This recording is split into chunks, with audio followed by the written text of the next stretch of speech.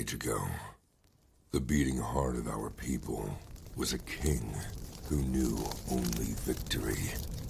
He wanted nothing more than an honorable death on the battlefield. Yet, none could match him, and so he wandered the earth, becoming lost in time and tide. Then we too lost our honest purpose, while silk-clad men sat upon the throne.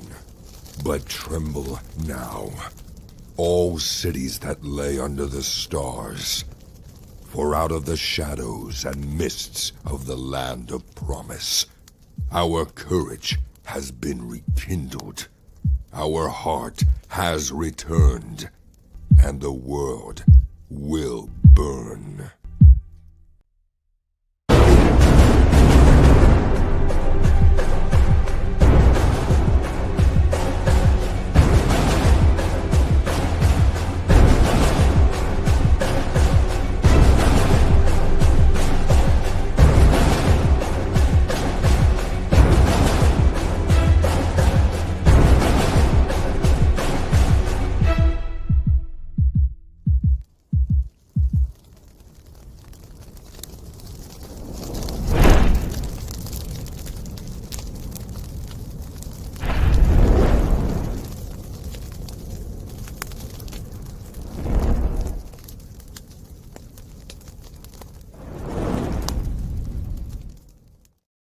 All right, how's everybody doing tonight? This is RJ. Let's see if I can get John here up on the screen. I'm not sure if you're added to the screen, John. Give me a second here. Someone can give me a shout out in the comments to let me know that you can hear me. Thank you very much, Michael. I'm going to remove you, John, and then we're going to put you back in and see why it's not showing up here. 1 second. Let's try this. There we go. There's John. All right, so welcome to Comic Book Team Up, everybody. This is a show where John, Longbox, and I usually talk to someone about comics. We usually have a guest, but tonight we're just going to talk comics because I just wanted to have a relaxing stream tonight before Christmas, and John, I think, wanted to do the same. So, John, my idea was just wanted to talk about older comics that would be a good Christmas present, quite honestly. Because I can remember getting comics for Christmas. Can you remember getting comics on the Christmas tree? I don't know. Yeah, I never, nobody ever really gifted me comics because they always knew I had so many that they were afraid they were going to get me something that I already had. So I always told people, get me toys or something else. I actually don't, unless it's like specific, like 1 year for Christmas, because my birthday, Christmas, and our anniversary is all in December. Oh. So my wife split it, and we got a X-Men, Uncanny X-Men #1. You know, so that was my birthday, anniversary, Christmas present. But I told my wife, I want this. This is what I want. I can remember being a kid. I don't know.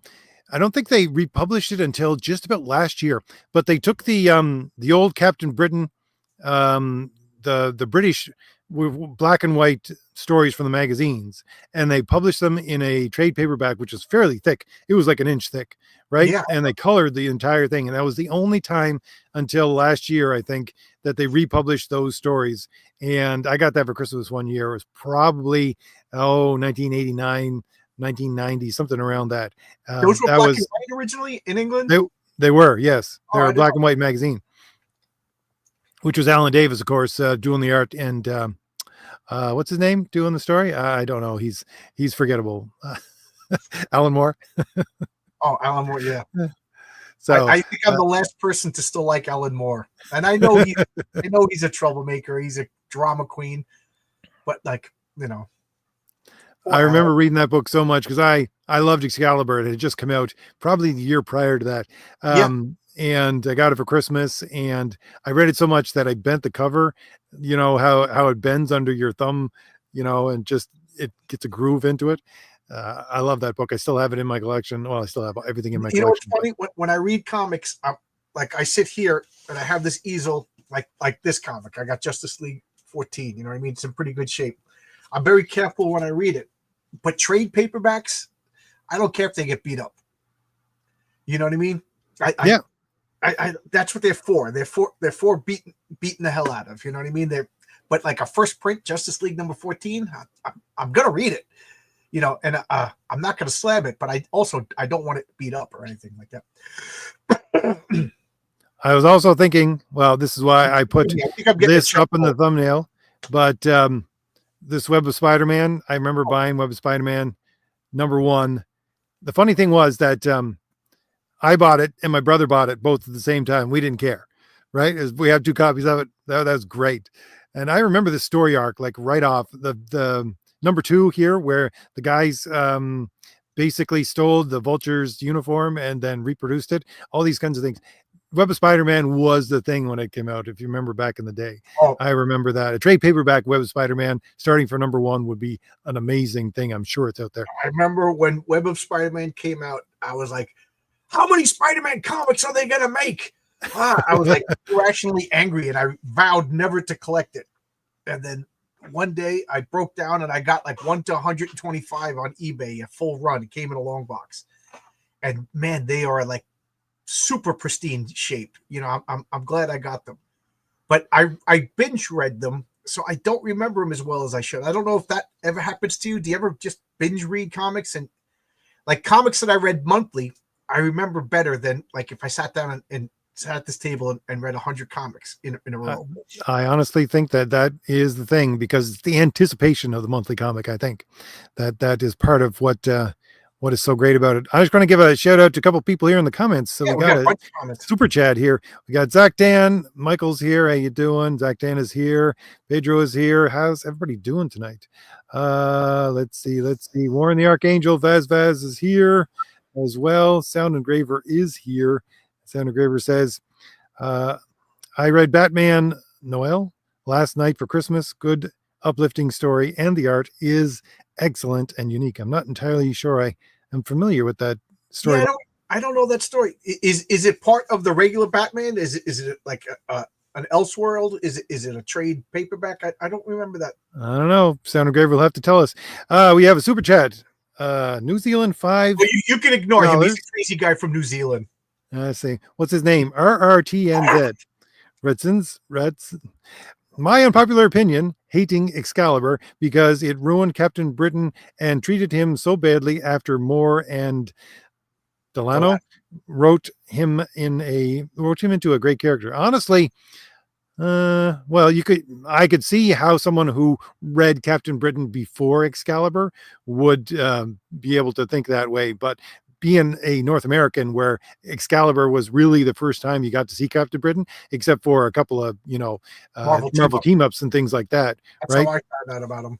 Yeah. When it was the first appearance that you could see Captain Britain in, I loved Excalibur. I thought it was the best thing ever, especially with the Alan Davis art. And then when I went back and got to read the old Captain Britain stories that were, and in the trade paperback, it made the world more full, and it made it actually look like a different world, like Marvel used to do with each of his titles. It was a world unto itself. Like I was saying in Twitter this week, like Neil Adams' Batman is a world unto itself, but I mean Excalibur was a world unto itself with all its lore and everything else. Thank you very much for the super chat, by the way. Yeah, I got to say that those British comics have a completely different feel than American comics. Just like when you watch Doctor Who, it's completely different than Star Trek or Star Wars.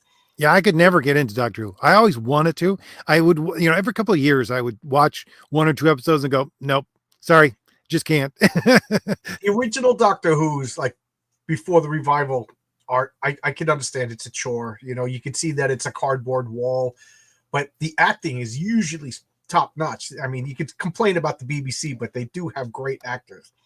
Stories.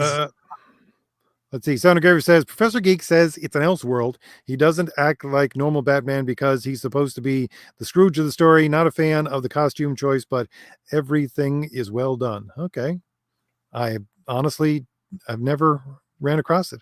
The biggest Elseworld, you look at things like Batman Holy Terror and stuff like that. That would be true Elseworld, if you ask me. Things like that, with the one with Jack Ripper one and all that kind of stuff. That got them by Gaslight. Yeah, that's it. Looking at some of this beautiful John Byrne stuff in the background. Yeah, I was gonna say that's John Byrne doing these covers. Yeah, I forgot about that. I remember this one here on the right. I remember copying this one over and over again when I was a kid. Yeah, that's from the Secret Wars 2 when Beyonder turns the building into gold. Yeah, because if I remember correctly, I think it was Amazing Spider-Man was the other half of this 2-cover continuum, because you had the other side, which was the same building, and you had Spider-Man flipping the other way in the black suit. I love Dr. Octopus too. Such a weird, awkward villain, but he's so great. Whatever happened to yeah, that's one of the things about Spider-Man villains, quite honestly, that you don't see in a whole lot of other. I don't remember it in a whole lot of other anyways, but his, maybe because he was such a tall, lanky kid and all that kind of stuff, that his villains were ugly. You know what I mean? Because Rhino was like, he could barely see, and he had these pop eyes, and Doc Ock was, Short and squat. exactly. He's kind of like That's a penguin for Batman, right? And you're probably right. Since he was a skinny little slip of a man, to contrast him, he must have fought like thicker, dumpy, or huge people. I can also remember. Let me see if I can. I don't want to actually move away from these Spider-Man. I'm going to go down just a little bit while I'm talking, but I also remember. I think it was. Let me see. This is cover browser, so I'm going to go look for it. But the Daredevil run, the Ann Nocenti Daredevil run, I also got some of that for Christmas as well. Let's see if I can bring up some of that. I don't know. This has nothing to do with what we're talking about. Every time I post a video, like I put a video on YouTube, Twitter, and Facebook. Every video, Facebook, some guy, Benny Haha Videos, claims my videos, and I have to dispute it. And then 3 days later, they released a claim. It's like, can't Facebook realize that these people are scammers and stop this? Makes me want to not post any videos on Facebook. I have no idea. I literally, someone made me account for Facebook once, and I never actually went on it.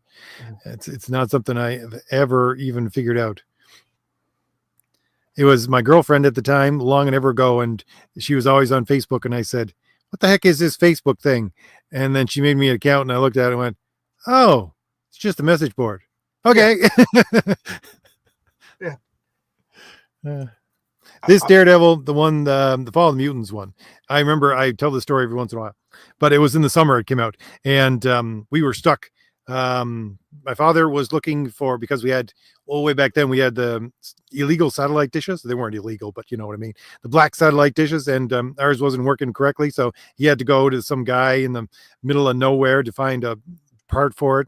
So we're stuck on a ferry. No, we're stuck at the ferry terminal because he was going to go get it. And we just couldn't get across because it was the middle of summer, so everybody was going everywhere, and we were baking in this black T-Bird, which is what we had then, and he walked across the ferry, and we were stuck there in the parking lot with the black T-Bird, and the only thing we could do was go into this tiny little shop that had air conditioning every once in a while and buy something. And what I started buying was this Daredevil right here. When I bought that Daredevil with Fall of the Mutants, that was the very first Daredevil I actually bought for a continuous run, and I just never stopped buying it for years. I love that you remember where you are when you buy these comics. I still do that. I'm like, oh yeah, that's when I went to this drugstore and they had a spinner rack over. You know what I mean? Like, I reminisce when I look at the cover. Well, I remember that one more than most because of the fact that in the storyline, there's the massive heat wave going on in New York at the time. And that's when the demons come out. And I'm thinking, I'm sitting here in a black T-Bird, just roasting with my two brothers, sitting on the side of which basically a giant parking lot, waiting for our father to come back. And it was so hot that day. I remember we were driving down to North Carolina to visit my aunt, and it was raining so bad that my father was like, I can't drive anymore. And we pulled over under an underpass on the highway. I just waited the storm out, and we just sat there, and I just reread the John Byrne Fantastic Four comics. My father took a nap, my mother was sitting in the back seat, and my other aunt was sitting in the back seat, and we had a station wagon, so we had that way back, and my little brother and sister, everybody just took a nap, and I just sat there reading comic books, not raining on us because we were under an overpass somewhere in, like, I don't even know, like Delaware or something like that. But yeah, comic books, I remember that stuff. These What are are we the doing? ones that I was remembering. I got these for Christmas one year because I used to have a pull list that was basically all of Marvel and DC. And I just got backed up so much one year. They asked me, "What do you want for Christmas?" I said, "Go buy me some of my comics in my pull list," because I got like, a short box full of them in at the comic shop I still have to buy. So, That's a good idea. They knew exactly what to get. If it was in this box, it was yeah. something that you wanted. Yeah, that would have been good. That would have been smart. So these two were among the pile that I got for Christmas because this is, I think, January, February, which everything comes out a month early in comic world way back then anyways, instead of, 3 months late like today. But yeah, this is the Mephisto run where John Romita Jr. redesigns Mephisto for the entire line. And I think it's also the introduction of Blackthorn, which is his son. I think that's his name, is it? Yeah, I think so. Is this the one where he goes to the bar and has a drink with Mephisto, and everybody else just starts fighting because the devil's in the bar? I don't remember that part of it. I just remember it was Innocenti had a Daredevil comic where Daredevil. No, this doesn't look like the cover that I remember. Yeah, I always thought that Mephisto look was really creepy, really well done for the devil. I mean, devil's not supposed to look pleasant. I never really got that. I mean, I always thought that Mephisto, for a long time anyways, that he was like basically Marvel's version of the devil, because you also had Belisario was his name, who Yeah, was the in Limbo, and he looked more like the devil to me than Mephisto ever did, but and things like that. and all the Doctor Strange, you had Satanish. Yes. I love it. You couldn't say Satan, but you could say Satanish. Although even in I think the reason why was because if you go back to we used to have 70s Ghost Rider, right? The devil was in those books. It wasn't Mephisto, right? In Ghost Rider? Yes, in the 70s version. Well, the old Johnny Blaze, the very first run of the Johnny Blaze I think stuff. they just said Satan, and then later on they just said Mephisto was claiming to be Satan. Like you're a religious guy. Satan is a title. Isn't it like Ha Satan means the adversary? And Satan means the adversary, one who opposes. Yeah. Right. So like it's like a title. Maybe there's not just one Satan. There's a whole bunch of them. Well, because I mean, you go back to the Bible, it's like Jesus calls Peter Satan at one point because he's opposing him, right? Because he told him you can't do that, and he's like, no, I'm doing it. Oh man, can you imagine Jesus calling you Satan? Well, see, guys, I'm gonna go jump in a hole. Yeah, I can never pronounce his name correctly. How do you pronounce his name? Belasco. Yeah, there's a theater, the Belasco Theater. Belasco. It sounds like a I don't know, chocolate spread to me. Yeah, it sounds like a delicious dessert. And Belasco, they didn't play up the fact that he only had one arm. So when I noticed that he had one arm, it really bothered me.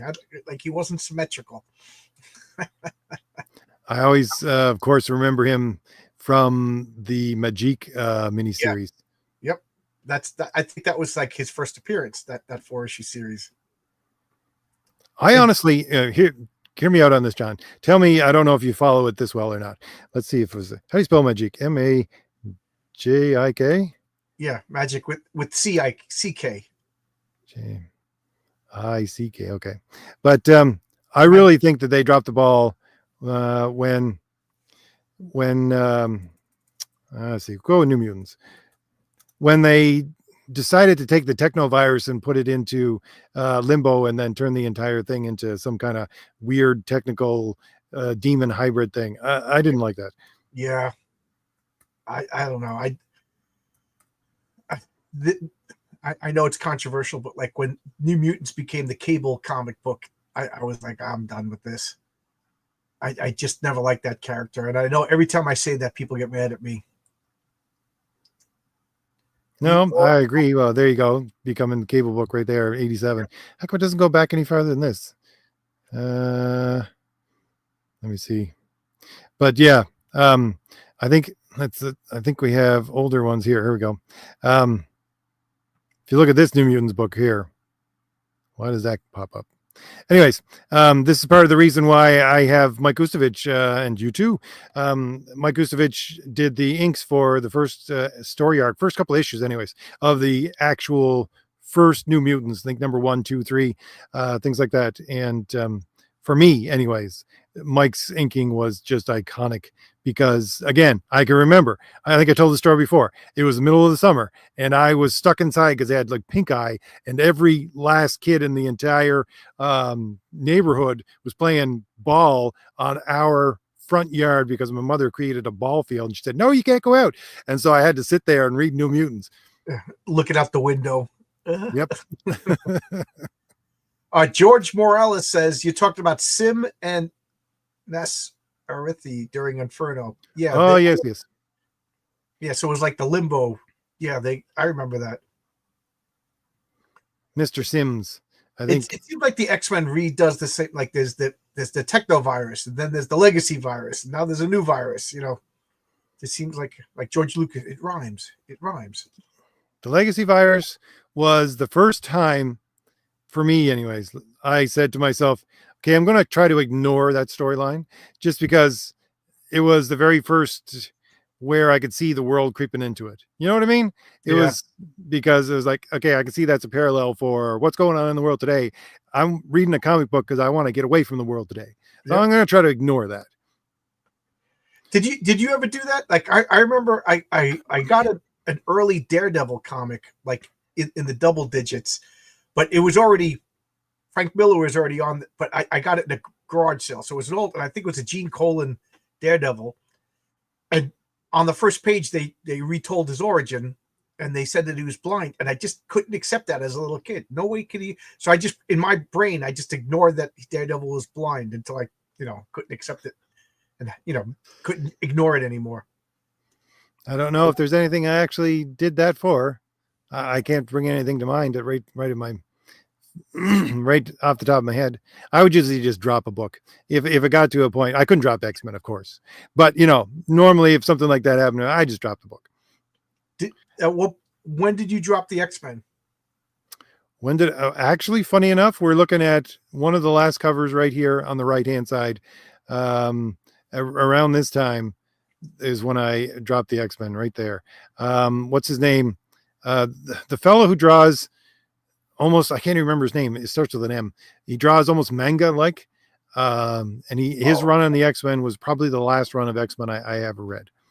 I might be able to pull it up. I quit the X-Men like around 204 before the Jim Lee run.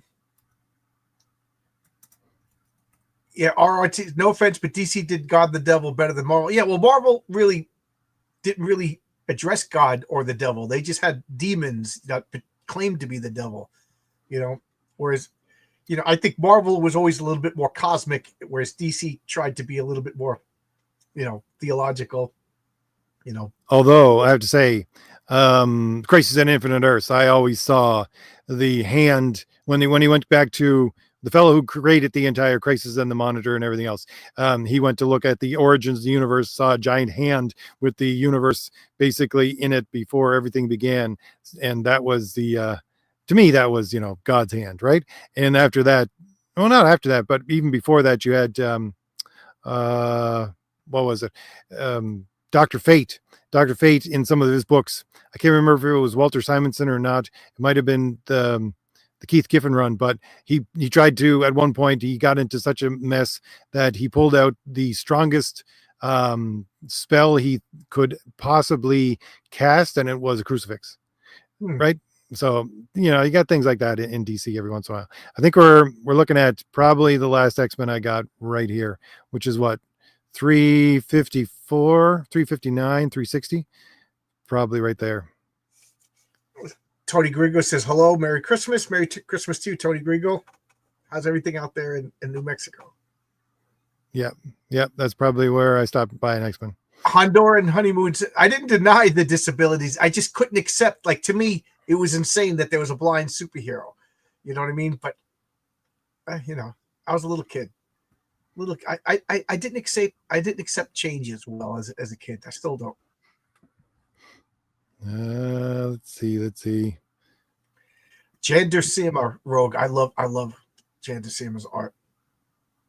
I don't know. This art really grew on me after a while, but I don't think I have never seen anything like it ever again in Marvel and DC Comics. Maybe there was, I just didn't pay attention to it. Artist again? This artist should Yeah. be, like, I can't say his name, but what's his name here? Joe what? Madura. Madura. Yeah, he's a good artist. He did Battle Chasers, and I'm real disappointed that the new issues of Battle Chasers have somebody else doing the art. But I think he makes all of his money doing video games, so God bless him. Oh, really? Yeah. He was like the hottest thing in comics. Battle Chasers was like a comic everybody got, and then it just stopped like around issue 12, like in the middle of a story, or 10 or something like that. And now they're continuing it. Like issue 13 just came out. He's writing it, but somebody else is drawing it. When you're not hungry, when you don't need the money, drawing a comic book is a lot of work. True enough. So I'm trying to remember. Let's see. Anything else I ever got for Christmas as a book, or something I would recommend someone go out there and read or buy someone for Christmas, quite honestly. But My wife and Mike Barron's Flash would be something that if you wanted a trade paperback, I think from number 1 would be again. To give. Are we talking about giving to people who aren't comic book people or to comic exactly? Okay. Give it to somebody who's not a comic book person, like Sound Engraver. I mean, I'm sure she has Professor Geek recommending things for her, and she goes and buys the trade paperbacks. You know what because what really made me think comics were great and lifelong fan was the Chris Claremont, John Byrne, Terry Austin X-Men. Right. I would get a collection of those, and this is how good comics could be. I still feel that they are like the high point of comic books. I have that collection at my feet right now, John. I never let it go very far away from me. Quite honestly, it is the inspiration for Thomas Stiley number 1. So I went and I said to myself, I'm going to write something I think is the pinnacle of comics. So I went and reread that first, and that's exactly what I wanted to do, with a little hint of JLA in there at the same time. But if you reread that, the Chris Claremont Hellfire saga, as an adult, would you agree or disagree that there's a lot of unspoken horrible things that are going on in that story? I don't know. I mean, I'm never one to read between the lines. I'm so literal in a lot of the stuff that I do, but at the same time, I think I leave the horrible things to Wolverine, right? There's my idea of the horrible things. Well, right? What was the Hellfire Club? What was the Hellfire Club? Yeah, just the equivalent of the mutant Illuminati, as far as I could tell. They were a sex club. Girls dressed up as dominatrixes. They were Jeffrey Epstein and Maxwell. What were they doing with Jean Grey? They were like psionically roofying her. And remember, she chased that guy, and the guy had the antlers on, and he was naked. She gives a knife. She was like sexually mutilating him. It was some nasty, nasty stuff behind the scenes that I didn't get as a kid. So whenever I see, like, nowadays they're going to the Hellfire Club gala, I'm like, this is like going to Epstein Island, guys. This is not what heroes are supposed to be doing. You guys fundamentally don't understand comic books if you think that SpiderMan or Captain America is going to dress up and go to Epstein Island. I never thought of it that way, John. Quite honestly. But it makes sense. It does you're making sense. I'll tell you that. Well, the Hellfire Club was based on an episode of the Avengers. And if you watch that episode of the Avengers, it was a sex club. Okay. Yeah, the Avengers being the TV show of the Avengers. But so I can remember here's an argument I had with somebody on Twitter like a year ago. They're saying that, you're just copying this and that. And I'm going, that's comic books. I'm sorry to show you, but we go back to the greatest run of comics ever. Most people would declare is this run of X-Men, and you have the Hellfire Club, and all of those guys from the Hellfire Club are actors from the time, right? You got the Black King, I think, is Robert Shaw from Jaws. Right. You have the guy from the Body Snatchers. What's his name? Sutherland, right? Sutherland He's the was Lee white Lin, king. right? And then you have, who else do you have? I can't remember. Orson Welles was the fat guy who controlled. Yeah, Orson Welles is the other one. Yeah, and I can't remember. Jason Wingard was the guy who played Wingard in the Avengers episode that this is all based from, and Emma Peel dressed up as the Black Queen. Yep. So I mean, that's right there. So somebody criticized my comic for being shocking, and I was like, oh well, my uncomfortable story made you feel uncomfortable, so I guess I did. You didn't get it yet, right? The Canadian Post is still being flaky. They opened up yesterday, so hopefully I'll be getting it pretty soon, John. Okay. Well, let me know what you think. But the person was kind of upset. Then we talked. I was like, no offense, but you didn't read comics in the 80s. Those Punisher comics weren't just like him playing cards with people. There was sex traffickers. There was a lot of nasty stuff going on in the 80s. We forget the 80s was like when punk rock was going nuts. Things were shocking in the 80s in the comics. I was just telling somebody the other day. The 80s was when we had Saturday morning cartoons of Rambo, which was a R-rated movie. I mean, right. And not to be gross, because I know I think I embarrass you sometimes, RJ, but you went to go see a movie that was PG-13 and it had full-on female nudity. Oh, yeah. You know what I mean? You go to see, I'm trying to think of like movies, but you're like, oh, wow, that, there's the gratuitous nudity shot. Now I can get on with the rest of the movie. You don't see that anymore. I remember I was just talking about the black dish that we had, right? So we got all the channels when we had the dish. So HBO and all these other kinds of things, which were just you change the channel quick. Nothing. Exactly. We were watching a movie one time and my mother was in the room and something come on and she was like, okay, we're turning this channel. I remember I got in trouble for watching a Sybil Danning in Private Lessons. And I changed the channel. I was all covered all my tracks, but I left the chair in front of the TV. That's how I got caught. I mean, do you remember Airplane? Airplane was like a PG movie, and all of a sudden a topless lady just runs by. I do not remember that in Airplane, but I remember Airplane. But if you saw it on cable or in the movies, like the scene where like, is there a pilot? And everybody goes nuts and starts running around. People start fist fighting in the background, and all of a sudden a topless woman just runs. That was the 80s, guys. The 80s was shocking. The 90s, things kind of toned down, and then like, forget about it. Somebody was just mentioning the She-Hulk, and of course I was trying to look for John Byrne's She-Hulk, but we're not coming up with that. Although there's some beautiful Avengers here, which again, this is May of what year? I can't remember. Sal Buscema and why can't I think of the name of the inker? I know Marcus is going to say the name of that inker. He's so heavy-handed, that inker. Tom Palmer. I honestly loved this version of the Avengers, and I love versions of teams which no one else likes. The very last version of the Justice League of America, with all those funky like Vibe and Martian Manhunter was the leader. Oh, like the Chicago or the Detroit? Yes. Yeah. I thought that was great. I mean, I really loved the JLA after that, which, because it was hilarious and everything else. But don't tell me you like the Fantastic Four with Wolverine, Hulk, Ghost Rider and Spider-Man. That only lasts for like one issue. that was a fill-in. So yeah. But yeah, I love this version of the Avengers as well. Buscema doing the art. It just fit all these characters as you put them together. Everybody looks at what's his name, the substitute Doctor Strange. What's his name? Dr. Druid. Mystic. Yeah, the Druid guy. Yeah, and I'm thinking Druid.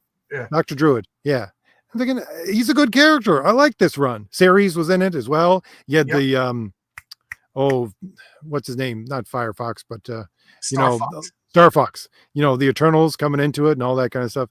To me, this was a good team. Yeah, that was a fun team. That was a fun. What issue is that? 278. Yeah, that was Roger Stern, I think, writing, right? I can't remember off the top of my head. Yeah, I'm a lunatic. What stuff that I remember, I'll never forget. But I can't tell you what I did yesterday. Tom Palmer did not have. Yeah, I agree. Dr. Druid wasn't that? Yeah, Marcus is disagree. Did you read his miniseries where he died and they left his body burning in a garbage can? And that was the last. I did not. Yeah. Although I think I am not entirely sure about this, but there was a run of Savage Avengers which came out like 3-4 years ago, which I did get from Marvel. It was okay. I think That's Dr. Conan Druid was joined the part of it. Avengers. Yeah, it was Conan was part of that. So was Wolverine and Punisher, and I think Dr. Druid was in there for a little bit. Dr. Voodoo was in it as well, though. Yeah. Tony Grigger says, I remember John Byrne wrote an issue of Superman in which the villain's name was Sleaze. He was from Apocalypse. And he made big Superman make a porno movie. Now they never outright said that they did anything. Maybe it got interrupted beforehand. But come on, guys. Even as a kid, I was like, this isn't right for Superman. You know, that's not something you do to Superman. Well, I remember Sleaze, and John Byrne had his own take on a lot of the New God stuff. He did it his own way, and he wanted to, I think, put his mark on the entire thing. Let's see if we can pull up some John Byrne here. I think we'll go back to 400. I'm not sure if it was Superman or Adventures of Superman. John Byrne didn't do any of these. No. I think Adventures of Superman, although was the first appearance of Doomsday in it, though. Superman, the continuing series of Superman turned into Adventures of Superman, and it was Jerry Ordway and Marv Wolfman. Right. And then John Byrne's Superman started with just issue 1 again of Superman. Right. I don't think that's the thing about cover browser. You can never actually pull up the things you really want to. But anyway. See, I didn't like Silver Age Superman, but now I'm finding him charming. Now I have referenced this cover on the right so many times in my videos, just when I put up heroic pictures in the background sometimes. Just in case anybody ever wants to know, usually I use the backgrounds for my book as either a substitute of what I'm saying or a counterpoint to what I'm saying. It's I can't explain everything, so I put it in the visual. You like my comment in your latest video? Oh, yes. John said, what'd you say, John? I quote unquote like this video. I did put LOL in there, and I was not joking. I laughed. I like, to me, Superman is a character that, like, you don't mess with him. He's a Boy Scout. He's old fashioned, and that's the point of him. You know, you don't update him. You don't change him. You know, you don't write stories. Imagine if he was a bad guy. You know, and if you don't get that, don't write Superman. Yep, like I agree. If you want to write the Homelander, that's fine. But Superman, he's you know, like, he's controlled by the will of Superman, and the will of Superman is as powerful as Superman. Otherwise, you know, it's like he's carrying around the One Ring constantly, and he just can't be tempted by his own power. I always thought it was funny that the old Superman had, like, his costume was super invulnerable too. It's like, Superman's invulnerable. Give that costume to somebody else. You don't need it. Let's see if I can see. Yeah, the original Superman was like born out of adult frustration. Like, he was just like beating up drunk drivers and wife beaters and stuff like that. Yeah, the original Superman had an edge on him. The Golden Age Superman. I remember because I had just bought. I love Legion of Superheroes. Yeah, me too. That was one of the books I bought a lot of. But Legion of Superheroes originally came from Superboy, and it went from Superboy to Superboy in the Legion of Superheroes, and then it went from that to Legion of Superheroes. But I can remember that this is where you get a lot of the campy stuff with the whole his uniform is entirely basically magical, right? You got in some of them. I think there was one where he needed to. Yeah, here we go. There's the Legion. It starts with the Legion right there. He had somebody who basically was going to die in the spaceship, so he wrapped him in his cloak. He wrapped him in his cape, and then he was able to take him outside into outer space because it would save him from dying in outer space. It's like, okay, it generated an atmosphere. I don't really know, but that was the thing. There was a guy, I don't know if I told you before, but probably around the first of my channel, about 6 years ago, there was a guy, I don't remember where he was, Central somewhere, but he was an old guy. He owned a comic shop and it closed down like 20 years ago, and he was selling things on eBay, and he was selling some Legion of Superheroes. And I said, do you have any more of these? After I bought some off him, he said, yeah, I got a lot. And then he sold me basically probably about 100 of these old Legion of Superheroes, and I bought as many as I could off them. And unfortunately, he was such a stickler for everything. He would have to go through every last book and grade it before he would sell it to me in order to price it correctly. And I was like, just sell them to me. What's your problem? Yeah, I don't care. I used to go to this one comic book store, and none of the comics had a price on them. You'd bring them up, and he would go through the Overstreet guide right then and there, and then tell you the price. And you're like, I just sat here for 7 minutes for you looking for this comic, and then it's too much money, and I don't, just That's price exactly it. When I came back to reading comics again, right before my channel started, I went back into the comic store for a long time. I hadn't been in a comic store to buy new comics, right? And I was shocked that there was no prices on the comics. I really was, because the books, you would take them up to the register, and they would now just put them into whatever cover browser or something like that online, and they would find how much it's worth, and then they charge you that. And I'm like, that's not the way it works. You got to get yourself a deal. I'm looking for a deal. Right. Why do you think I go through a whole long box full of comics? I remember getting the back issue of Savage Dragon, and the guy was like, oh, it's the first appearance of Dart. So I'm just like, you didn't even know that. Had you just marked this $3, I would have bought it, walked out of the store. Now it's going to sit here for another 6-7 years because no one's going to pay $12. Every other issue is $2, and then that one's going to be $12. Sometimes $3 in the hand is worth more than $12 potential. Zach Tan is asking, wasn't Superman's costume based on a weightlifter strongman outfit? Yes. Like a circus performer. I can let's see if we can find some covers here. But yeah, the Legion of Superheroes, there was a couple of those where you had some people who were drawing and doing the story, where you remember, you ever hear those stories about illustrators putting things into Disney cartoons which shouldn't be there? Yeah. Right. I think that's the way the Legion of Superheroes ended up. Quite honestly, you had some characters, this fella who had a phallic shaped head as one of the villains. And then you would get, when they went into the 60s and everybody had basically a swimsuit for a costume, you'd get some of these weird suggestive poses and all these kinds of things. That Cosmic Boy costume is the worst.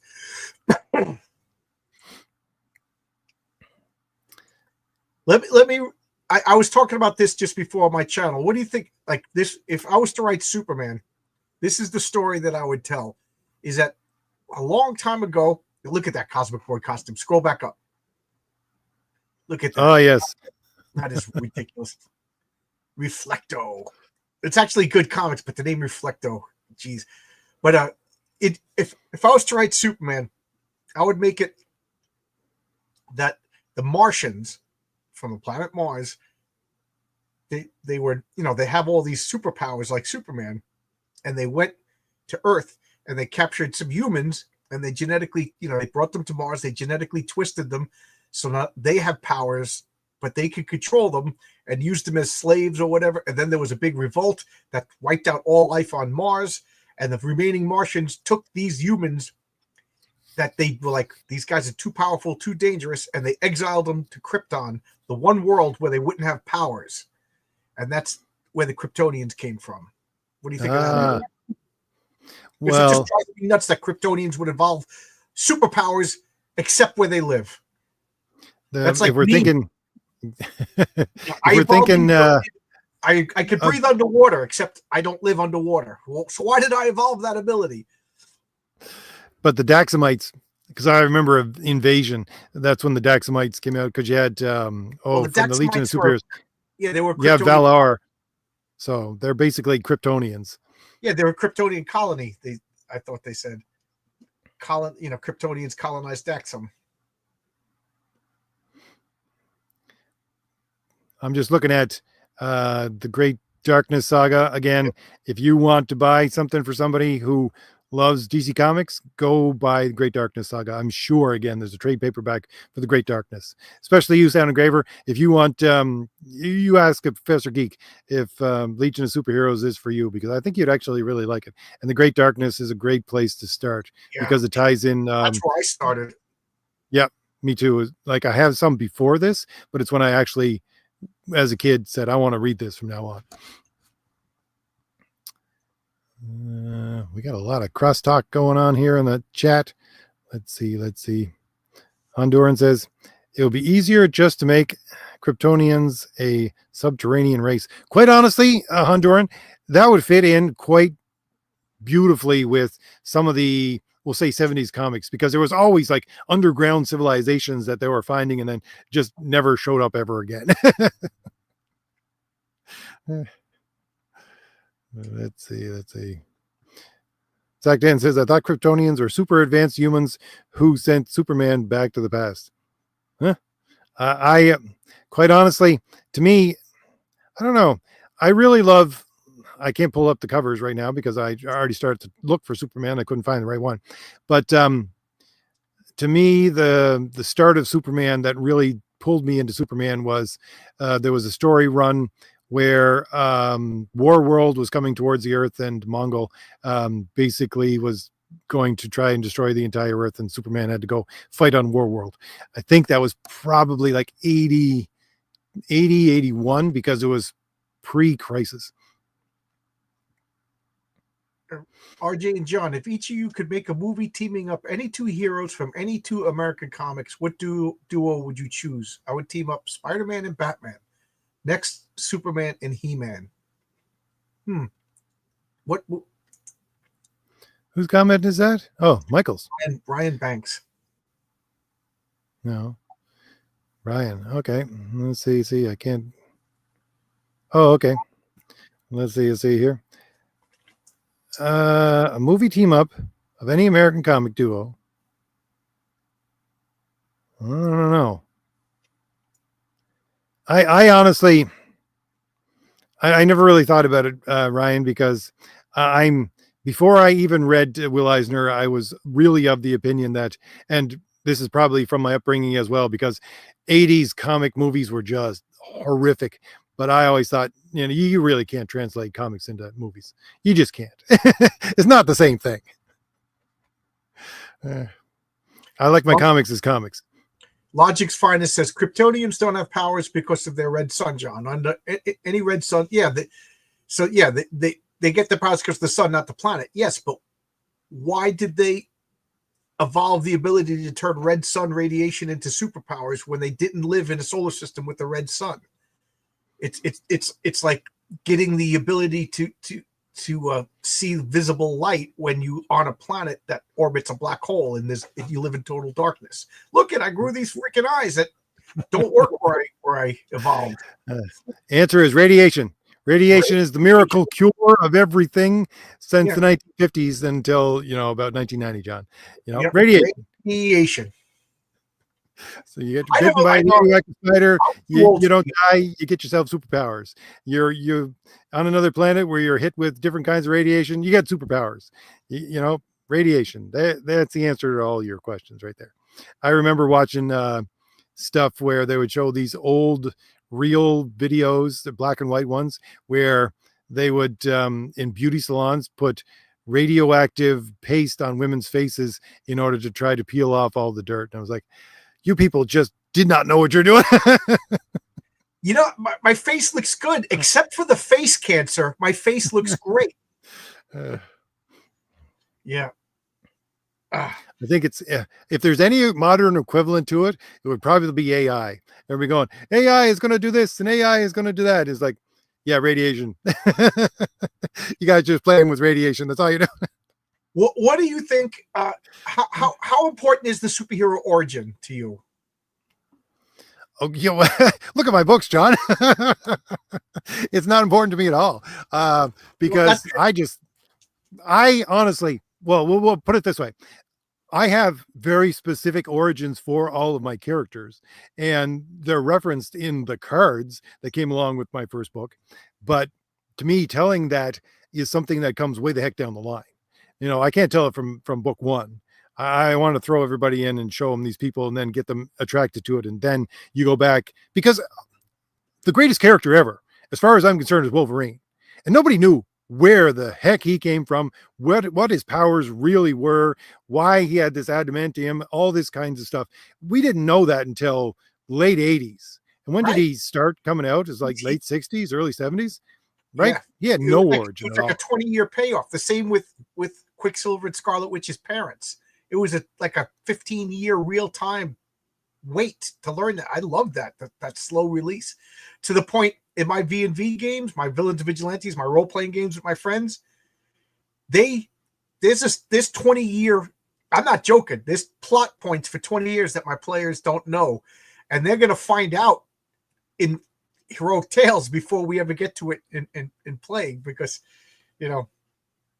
we used to play every week, so it was fun to have like long plot points, but now we don't play as much, so it's taken forever to reveal some of this stuff.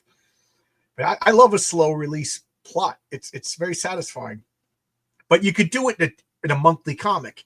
I can't make a monthly comic, so I'm going to go faster with my stories. You know what I mean?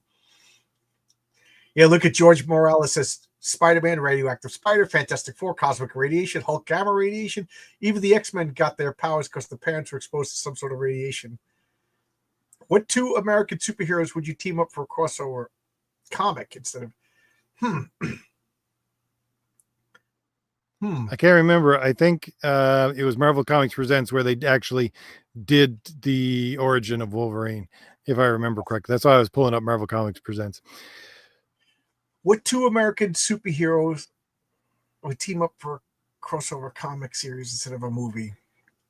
I want to say you know what? As much as I love Superman, I would like to see Captain Marvel, Shazam, and Doctor Strange, because I think Doctor Strange, Captain Marvel with the wisdom of Solomon. If you read the Bible, Solomon wasn't a very good king. He presided over the destruction of Israel, and 10 of the 12 tribes were lost. But that's because of his darn wives, John. They pulled him down into paganism. Yeah, but he listened to him. He listened to him. So Solomon, I think, but then you have all those stories of him, imprisoning demons and genies, stuff like that. To me, that's the wisdom of Solomon, is that Captain Marvel should inherit this wizard power, and I just think him and Doctor Strange would be an awesome story. I quite honestly, I love the... Oh, I'm sorry. What's that? Logic Finest always argues with me. I love his arguments. Kryptonians aren't human, so why would we apply planet? But didn't you read my story? They came from Earth in my story. And they were tweaked by Martians. But that's one of my pet peeves is all these human-looking races throughout the galaxy. Like, there has to be a common denominator, because you just can't have human-looking races. So, I like the fact that Marvel, you have the Kree going around and doing these experiments, so you better believe that there's going to be like a race in Heroic Tales that makes, if you meet another alien race and they're slightly human, that's because they have some sort of commonality, something happened in the past. But tentacle face aliens, those they're fine. They don't have anything to do with us. Israel, after Solomon, he was a great king. Turning him from God is why God told him he wouldn't let Israel be destroyed. Okay. I honestly think, I say this all the time in my videos, in my older videos anyways. To me, the greatest team up ever was what was it? It was basically 2 one-shots, which was when the New Mutants and the X-Men both went to Asgard. Oh, and that was... It was, I think, who the heck did the art for those? But those, to me, that was what's that? That was Art Adams. Yeah, it was Art Adams. It was. Yeah. You're correct. But yeah, to me, that was the greatest team up ever. Because again, you got to remember, guys, I don't know how young all you are, but back in the 80s, the fact is that every separate comic book had its own part of the Marvel universe, and they just Right. didn't mix. And when you started to see these things come together, it was just blowing your mind. Every once in a while, it was a treat when Spider-Man was in the Fantastic Four. You know what I mean? Like, I remember one issue, Daredevil was in the Fantastic Four, and Reed Richards figures out that Daredevil has radar sensors, and it was just so freaking cool because you didn't see that. You know, the Avengers had a flavor. Spider-Man didn't fit the Avengers flavor. You know, Ghost Rider wasn't Avenger. Wolverine wasn't Avenger. To the point it bothered me when Reed Richards and Sue Storm joined the Avengers. I was like, no, you're doing it wrong. But I knew that's also that was a bad team up of Avengers right there. It was after the one we were just looking at, and they had Gilgamesh and Sue Storm and Reed, and I can't remember who else is in there. Black Knight might have still been there, but that was a bad run of Avengers. Warren the Archangel says Hawkman and Moon Knight would be an amazing team up because they both have their origins in ancient Egypt. That would be a really interesting story to write, Warren. Good call. I always loved the storyline in Crisis on Infinite Earths with Blue Beetle because of the fact that the shadow creatures, which were, I think, the Monitors, the Anti-Monitors minions, were basically had something to do with ancient Egypt, and every time they would touch the Blue Beetle, they would explode because he was wearing the symbol that they couldn't deal with, although it would hurt him. To me, little things like that, I loved that. It just made that character so much more appealing to me that I could read him in other books and have some, I don't know, respect for him than he was just a guy who came up with little devices. Like all of the like ancient Egyptian superheroes get together from Captain Marvel to Blue Beetle, you know, because that Scarab originally I think was part Hawkman, even Moon Knight. Just have like a, you know, like a team up of like Egyptian Avengers kind of thing, even though Marvel and DC. How would you feel if you know Marvel was doing bad and DC bought out all of Marvel, or DC was doing bad and you know what I mean? And now forevermore, Marvel and DC are merged. Honestly, I really don't care what happens anymore. I know to the new comics, but if it happened long ago, I mean, I love the last great thing I loved that Marvel and DC did together was the Amalgam, the first run of Amalgam stuff. I just went through all of that, picking out little Easter eggs here and there and everything, which is why, again, my entire universe is based on the idea of Amalgam. I take one DC character and one Marvel character and I mash them together and try to make it into one. So if they did something like that, that would be great. But to make Superman and Spider-Man in the same universe, I don't know. That would get on my nerves. It really would. It would, like, and unless they rebooted both of them from all over again, and then didn't tell the same. Like every time they reboot the Legion, they tell the Great Darkness story again. No, come up with a new good one. You know, but yeah, it would have bothered me as a kid. I think it's I have a map somewhere. I don't think I can pull it up, but it basically shows the layout of all of North America and where the cities would be for, you know, Star City and Coast City and Metropolis, Gotham, all that kind of stuff.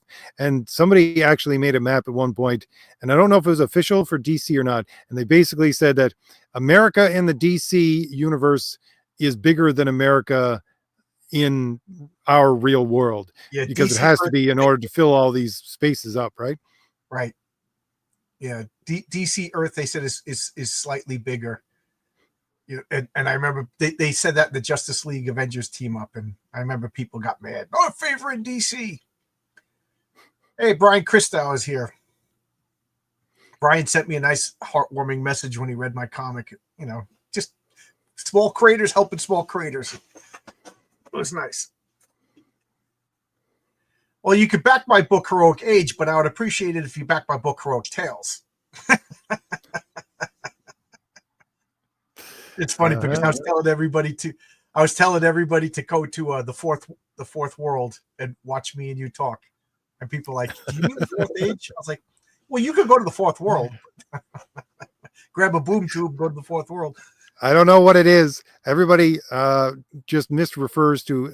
I don't know. Last time Oh, Good, Brian. I'm just Carl. Last time Carl was talking about me on one of his channels, Carl Benjamin, Sargon. He kept on calling me AJ. I was thinking, it's RJ. It's not AJ. And let me return the favor. Everybody back Brian Christow's book, 5-Gun Gorilla. That's a joke. It's really 6-Gun Gorilla. So yeah. I see. I'm looking at his icon here. That's his book. Yeah, 6-Gun Gorilla. I mean, do you like cowboys? Do you like guns? Do you like gorillas? What else do you want from a comic book? Can we please somebody in the chat or John explain this to me? What in the world is the problem with people and monks and apes and monkeys? I mean, if you wanted to sell, didn't you talk? I don't know if you asked this question to Jim Shooter or on your interview or somebody else did, but Jim Shooter once said that when he was working for DC, if they wanted to spike just temporarily their sales, they would put a monkey on the cover. Yep. Or an ape. It worked. And it worked. You know, keep in mind, we're talking about the era of the original Planet of the Apes movies. You know, right. And the King Kong movies. You know, people liked monkeys. It was just the coolest thing. It's funny because I'm a contrarian. I'm like, I'm not buying any book with monkeys. I remember there was a Fantastic Four with, I forget the name of the gorilla, but it was a big golden gorilla. And I'm like, I have to buy this because I collect the Fantastic Four. But I you know, yeah, but gorillas sold. That's why RJ, I don't know if you know this, but I'm working on like a goof on Crisis in Infinite Earths. And one of the characters in the book is called Robot Gorilla. And he's just a robot gorilla. And I want to put like a stand soapbox in the back with like the fake Julius Schwartz characters. Just like, yeah, what do kids want? And somebody's like, they like robots. It's like, okay, robots. What else do they like? They like gorillas. Robot gorilla. Put that character. And that's the origin of, you know, so Robot Gorilla's like looking around like, what do I even do in this story? You're here to sell the book, kid.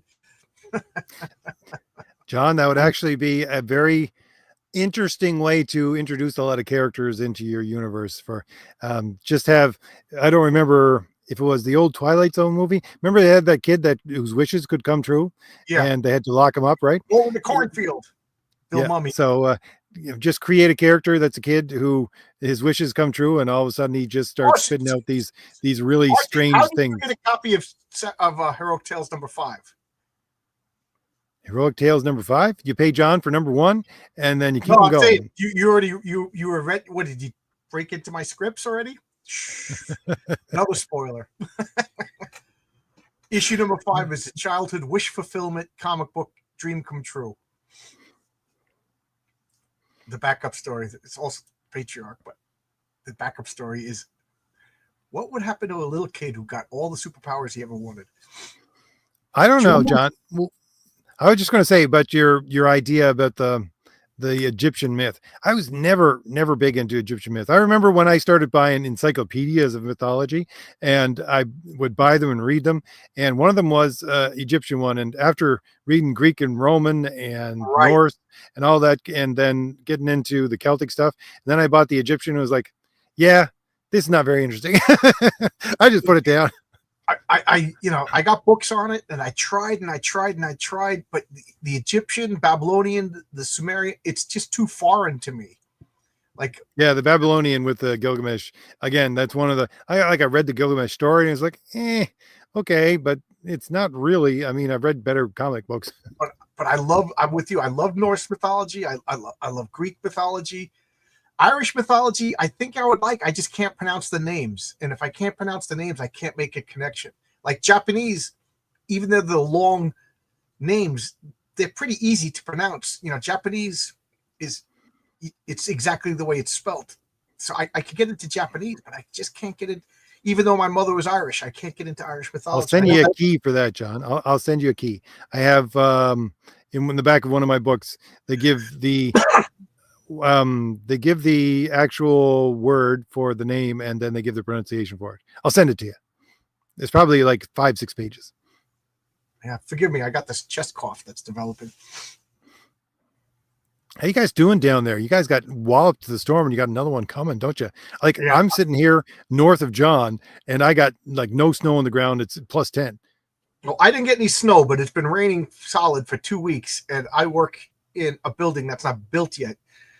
So like today, I sat on a bucket and I was splicing high voltage wires. Of course, there's no wire, there's no energy going through them, but I just sat there in a puddle with rain dripping on me. You know what I mean? But you can't move the machinery, so I that was my day. Just coat on with a little freaking rainproof jacket on, with the tools, splicing, freezing. You know, once you get that in your boat, like right now, I still feel a chill. You know, I guys, buy my comic. I want to retire. Okay, there you go.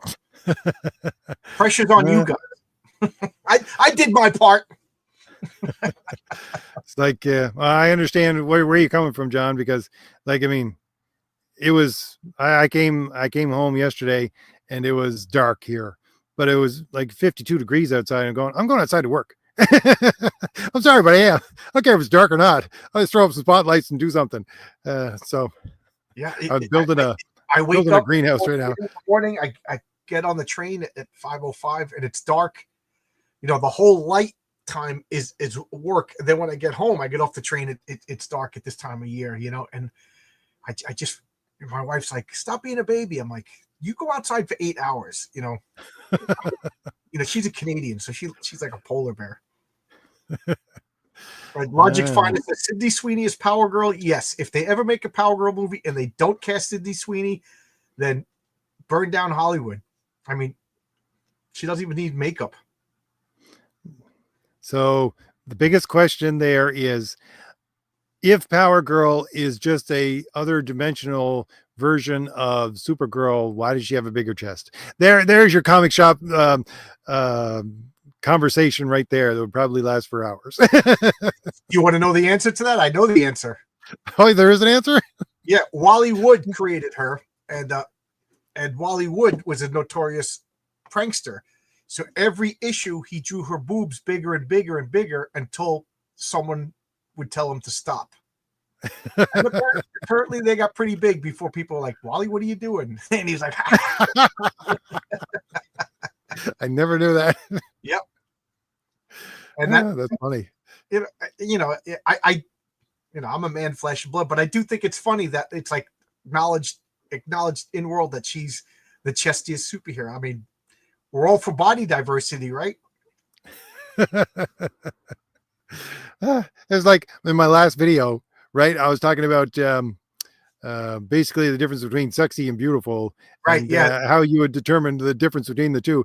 And I showed a couple of my character sketches for my characters at the first, and somebody, I don't know if they're in the chat right now or not, but somebody put up a comment saying, your character Cardinal, I think her chest is too big. And I'm going, it's my artist. I don't tell my artist what to do.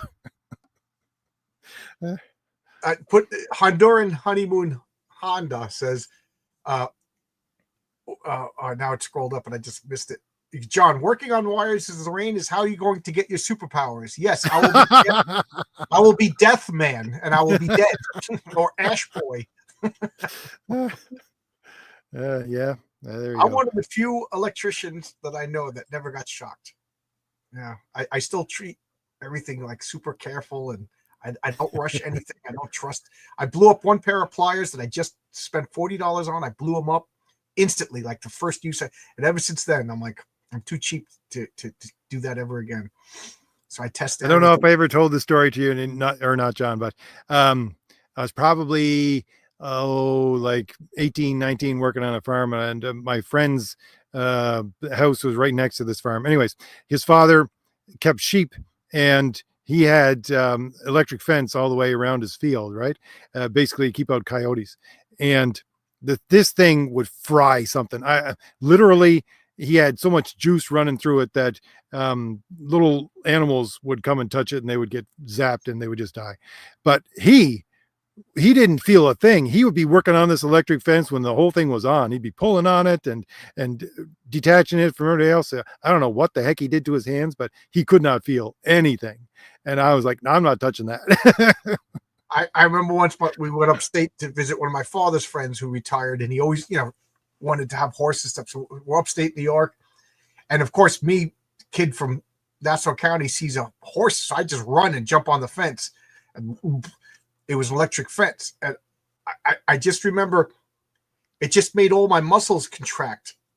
So I couldn't let go. I was like, and I fell down, and my body weight made me let go. But I was like, well, and I turned around, and all my brothers and sisters are laughing at me. But that was the worst shock I ever got. I'll never forget. It felt like something just grabbing your insides. It was the weirdest thing. I also have a story. Oh, again, I think I told this story before, but this is like when I was not even in high school. It might have been like middle school. Me and my friend were out on Halloween night, and he was just, I mean, he was bad, but he had, what the heck was it? Like rotten turnips, and he would be throwing them at the cars as they went by, and one of them just hit this truck, and this guy just screeched on his brakes, and we took off, and we ended up in the middle of this field, and we realized that there was like bulls in the field, so we had to try to get out of the field as quickly as possible. But we got in the field so quickly because we were running away from this guy that we didn't realize it was electric fence, and then we tried to get out of it, and it was like zap, zap, zap. I remember once we were throwing snowballs at school buses when they went by. And we were in a Catholic school, so it was like a Catholic holiday. So we were off, and all the public school buses would go by. We're throwing snowballs. And we're like, ah! And then the bus driver just slammed on the brakes, opened the doors, and said, "Get them!" And next, we had like 60 kids chasing us. We were like,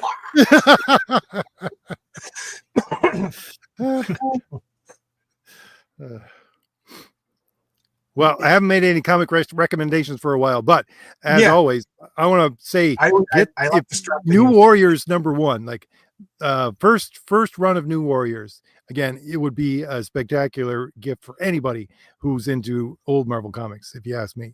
I loved New Warriors from the beginning, not as much as somebody like Richard over at Comics Matter, but I thought that quite honestly, I love Speedball. I don't know why people hate Speedball. I thought that was cool power. Yeah, exactly. Nova, however, Nova always bugged me. I don't know why. It goes back to the 70s, but Nova's powers and the whole is just like, you're just trying to be Green Lantern. Just go away. I don't like Green Lantern too much because I don't like that undefined powers. Like basically Green Lantern can do whatever the plot required. But the thing about Nova is he was super fast. I guess he had a degree of invulnerability, and he was super strong. It's kind of boring. I always loved Quasar. I bought Quasar from #1. I think it was late 80s, early 90s.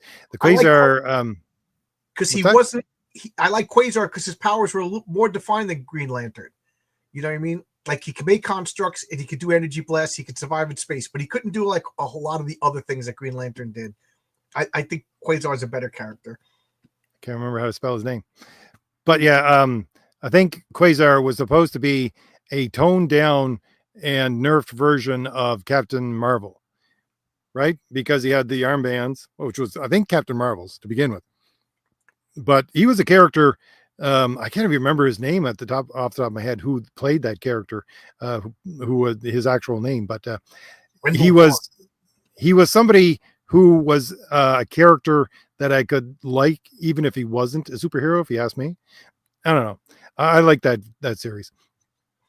Yeah, the original Marvel boy from the 50s had the quantum. Well, he had these bands, and he went back to Uranus, which makes everybody giggle. And then he came back, and they retconned it that it was a different guy, and he unleashed the potential of the quantum bands and fought the Fantastic Four, then exploded. And then they gave the bands Shield captured and Project Pegasus. They were studying the bands. And they gave it to a whole bunch of people. And like when you aggressively tried to use the power bands, you exploded. And Wendell Vaughn put them on, but he wanted to protect people. So it was like a fail safe. So he was able to manipulate the bands and use them as a means to protect, not as a means to attack. I remember the storyline. I think it was near the middle of the series where somebody was trying to get them off of him and they couldn't. So they cut his arms off, but they still couldn't get them off.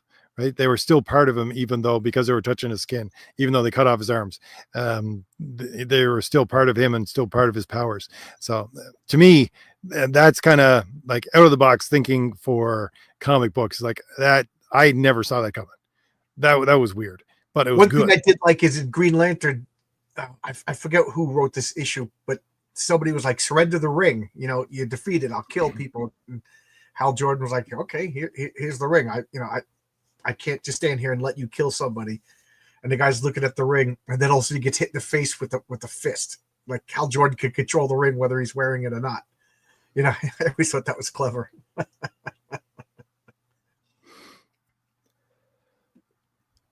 Well, I think we've hit more than an hour. What is it, an hour and 15 minutes, John?